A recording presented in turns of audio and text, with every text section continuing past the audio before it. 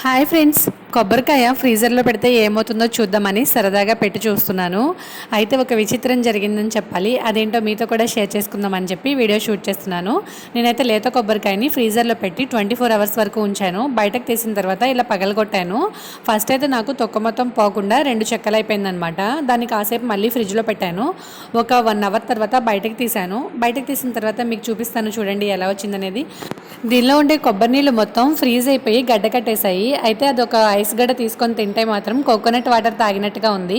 కాసేపు ఒక బౌల్లో ఐస్ మొత్తం ట్రాన్స్ఫర్ చేసేసి వాటర్ కరిగిన తర్వాత తాగుదామని పక్కన పెట్టాను. వాటర్ మాత్రం చాలా చప్పగా ఉన్నాయి. అయితే ఇప్పుడు చట్నీ చేద్దామని కొబ్బరి ముక్కలు మొత్తం తీద్దామని బయటకు తీసా. చూడండి ఎంత ఆశ్చర్యం కలిగించిందంటే బ్రౌన్ పార్ట్ కూడా లేకుండా చక్కగా ఊడొచ్చింది. మనం పైన చెక్కినా సరే ఇంత వైట్గా రాదు. చాలా బాగుంది కదా. మీరు కూడా తప్పకుండా ట్రై చేయండి ఒకసారి. మీరు కూడా ఆశ్చర్యపోతారు. మరి వీడియో నచ్చితే సబ్స్క్రైబ్ చేయండి. Thank you.